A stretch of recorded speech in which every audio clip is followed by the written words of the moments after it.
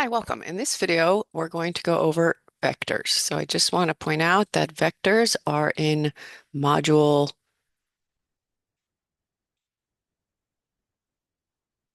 in the templates section. So we're going to first talk about templates and then we're going to talk about vectors.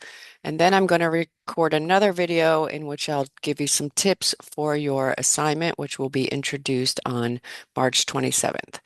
So this is the section on templates and vectors. So these are the presentations. We're going to go over this template example code. Please note that there are other sample codes here. There's in most of the modules, there is sample code that goes over the topics that, just a little snippet of code that has some that could help you maybe to understand the topics. All right, so let's get started with the presentation.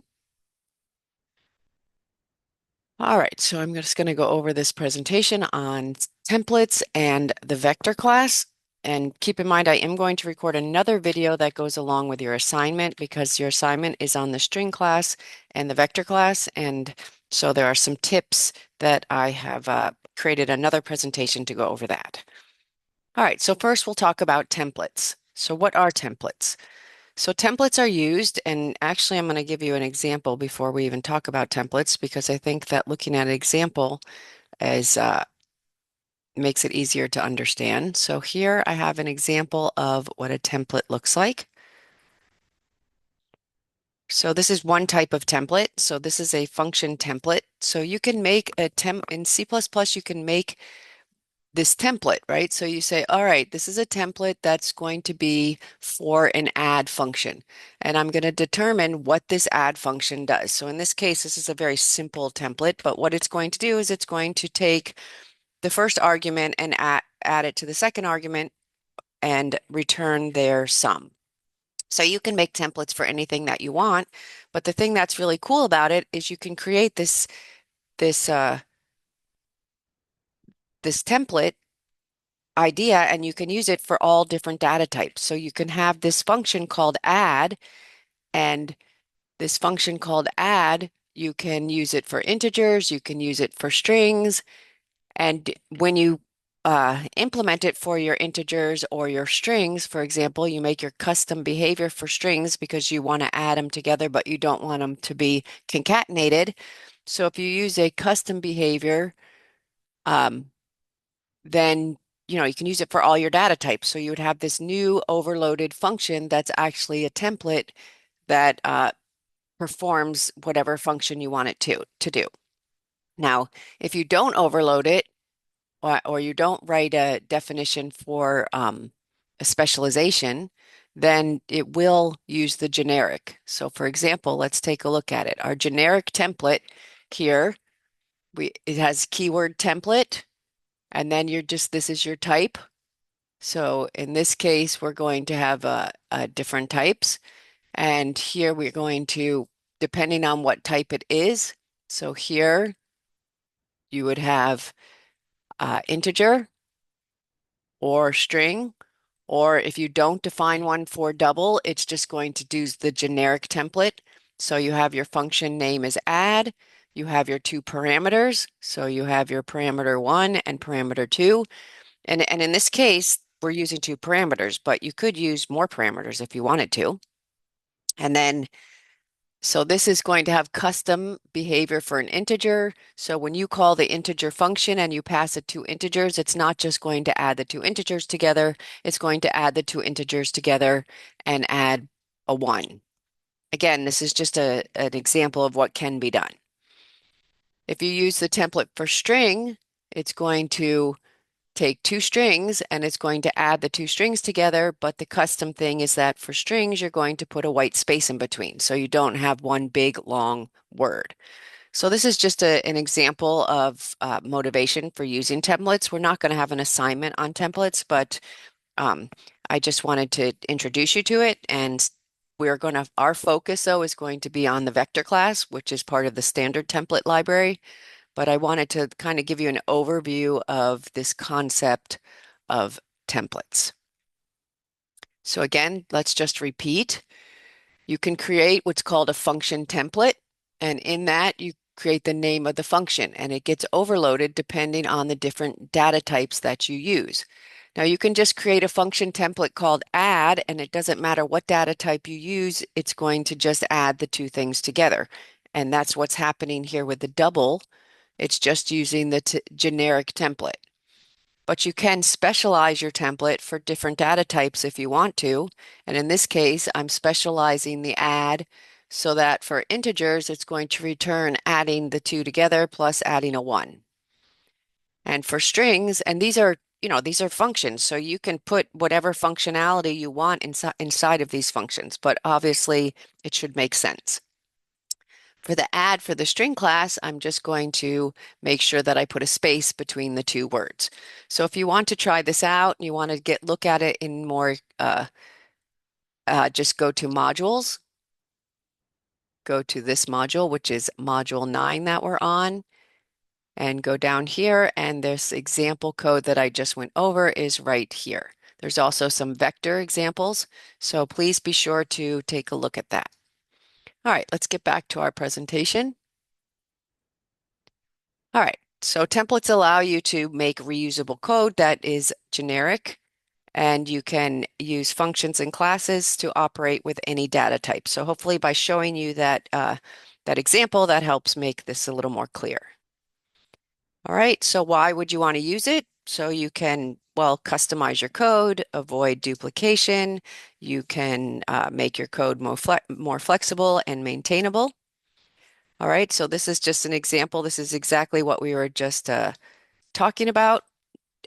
You can use any data type with your generic functions and classes, and it helps you to create reusable data structures. So this is the example that we were just talking about. I just have the specialization for an integer. If you add your template up there for add, and again, this is just an example. So you could do it for all different kinds of features that you would want to add to your code. So this is the same thing I just showed you. So please be sure to download that code and put it in a compiler and test it and try different things. And, everything doesn't always have to be an assignment. Sometimes just out of curiosity, you can use the examples that are provided to try some things. All right, so now we want to talk about standard template libraries. Standard template libraries are provided, and they enhance your maintainability of your code. And because some of these libraries have been provided, they give features, so you just have to use the functions that are in these libraries, in these classes, and you don't have to reinvent the wheel and do it. So C++ has a whole bunch of standard template libraries. We are going to so let's go here. So here are some examples of some of the standard template libraries that are available. There's the vector class, the list, the deck, the stack, the queue, set, and map. So these are just some of the examples that are available in the C++ STL standard template libraries. We are going to, since we're on vectors right now, we're going to practice with the vector class.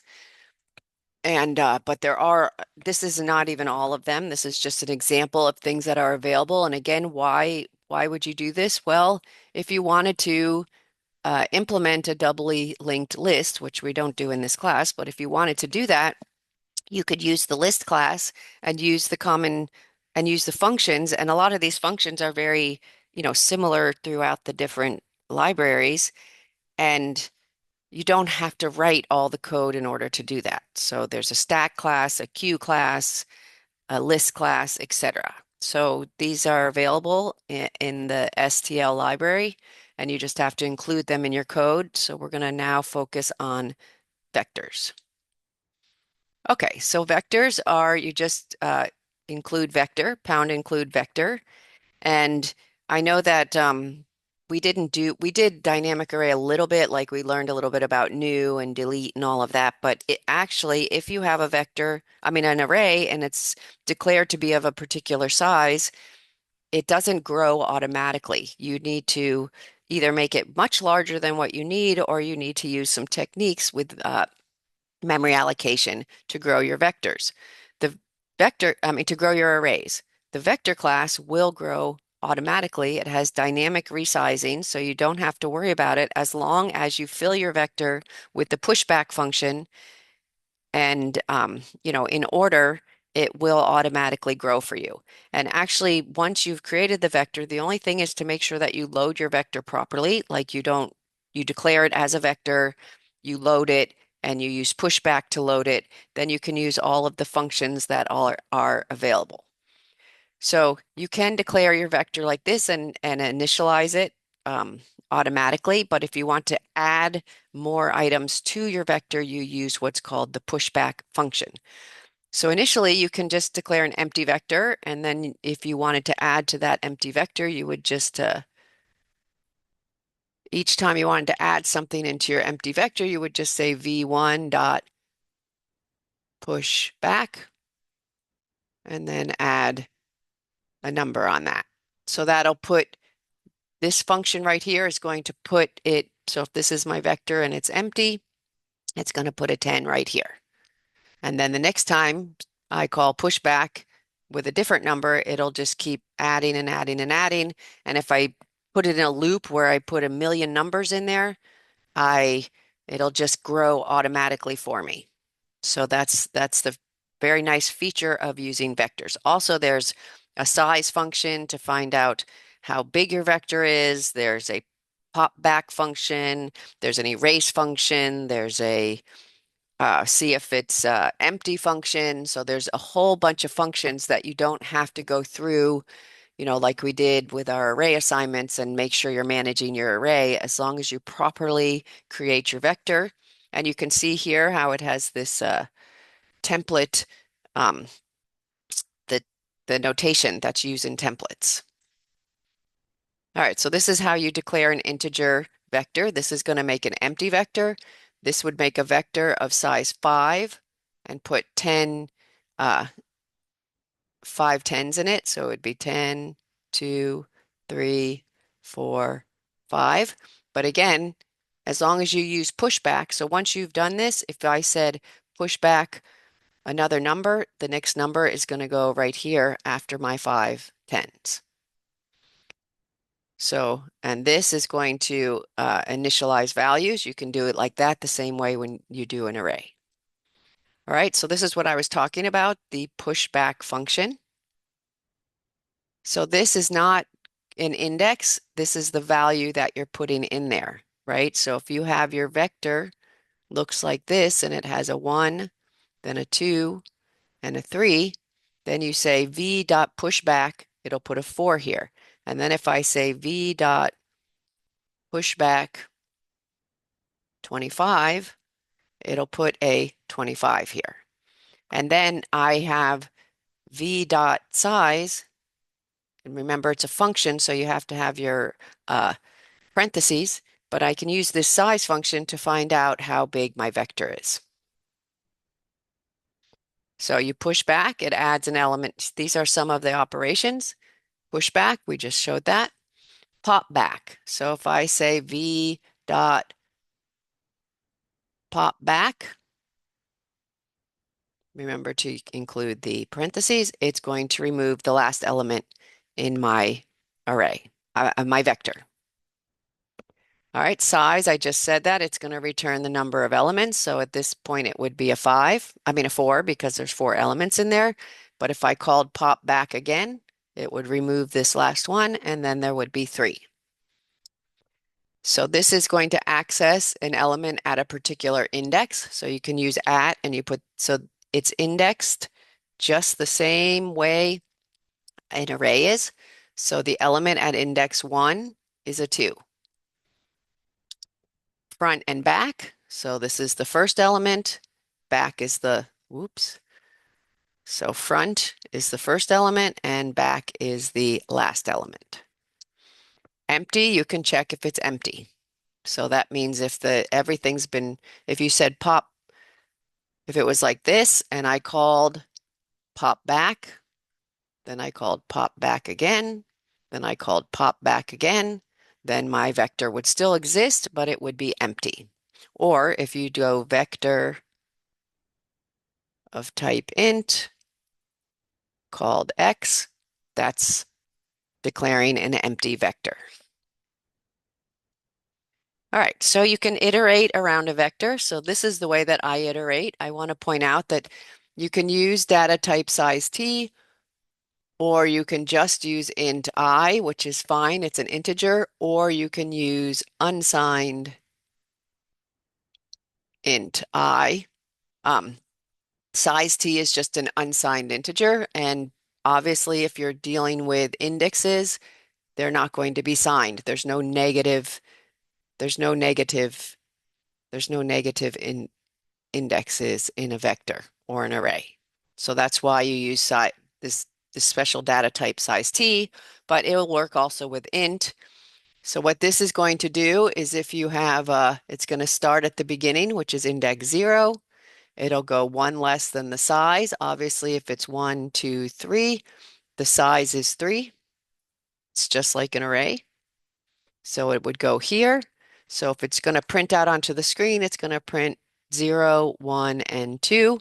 So this is the same loop that we've been using to go through arrays, and you can use the same loop to go through a vector. Notice how you can just print it out, your vector at index I. So once you have your vector and you've pushed back to fill it, and it works very similar to an array. You can use a range-based loop. So now in modern C++, this is more Python style. So you're certainly welcome to use this kind of range-based loop. I stick with this loops just because I've been teaching for 20 years, but this is a range-based loop, and because this is a template, a standard template library vector, it has iterators. You can start begin to the end. Now this right here, this it right here, this stands for value at. So basically it's going to start, this is going to do the exact same thing. It's going to start at the beginning, go to the end, and it's going to find the value of, these are the values, 1, 2, and 3. These are the indexes. This is the beginning, this is the end. Okay? So any of these ways to iterate is fine. My examples, I'm going to choose to use this one because this is the most clear to me. All right, modifying vectors. You can insert. There's a function insert. So you find the position and you find the value. So the position is going to be the index, and this is going to be the value. The value needs to match the data type. So if it's a vector of strings, you'd have to put a string in there. If it's a vector of characters, you'd put a character. If it's a vector of integers, you'd put an integer. Okay, you can remove an element. So you can erase something. So you can erase an element from your vector. You can clear, which would be to remove all the elements from your vector. Okay, so this is saying I would like to start at the beginning. At the beginning is index 0, but then I have this +1 here, so this changes it to index 1. So I want to, and remember when you do these are class member functions, so you use the dot operator. So this would be v dot erase, and you'd put the position in here, v dot clear, v dot insert, you put the position. The position could be a literal position, like I want to go to position 1 and put the value 99, or I want to start at the beginning and add 1 and put the value 99. So this is erasing the element that is at index 2. All right, so sorting vectors. In your part 2 assignment, you're going to be sorting your vector. Sorting your vector, this is an example. Obviously, we're going to have a vector of doubles, but you're going to sort. Here's an example how to sort. Just to remind you here, if you go on Canvas, there are examples here. So please utilize the examples that are available so you can take a look at it and practice. All right, sorting vectors. So let's start from this current slide here. All right, so we're declaring a vector here, and we want them to go, if you put them in order. So this sort function right here is part of pound include algorithm. So we're going to use the reverse function and we're going to use the sort function that are both, you need to include that library. And if you want to sort them in ascending order, you start from begin to end. So it's very, I mean, it's very straightforward. You don't have to go through and sort. There's also a reverse function, which we're going to do with our strings. So the string class also has a lot of functions. It's not a standard library class, but it is a class that has a lot of available functions and features. All right, so now this is printing the numbers out onto the screen to make sure that they have properly sorted. So you can sort in one statement. This is just using the function sort from algorithm. You start at the beginning, you go to the end, you want to sort. This is sorting in ascending order.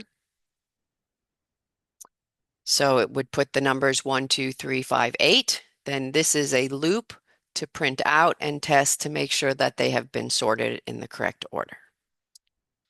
So these are some things about memory management. So you can reserve a certain amount of memory for your elements. So the same way that you do it with arrays, you're allocating memory.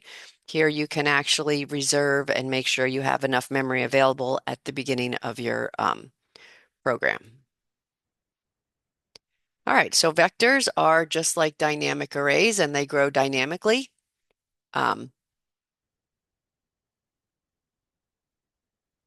and So this is just an example of how to use them. You be sure that you use the functions that are available. So we'll go back and review some of these functions. Where are our functions here? All right, we have pushback that adds it to the end. We have popback that removes the last element. We have size that tells you how many are in it. And remember, you need to use the dot operator. So v dot pushback, and you put the value in here. For example, popback, v dot popback is going to remove the last element. V dot size is going to tell you how many elements you have in there.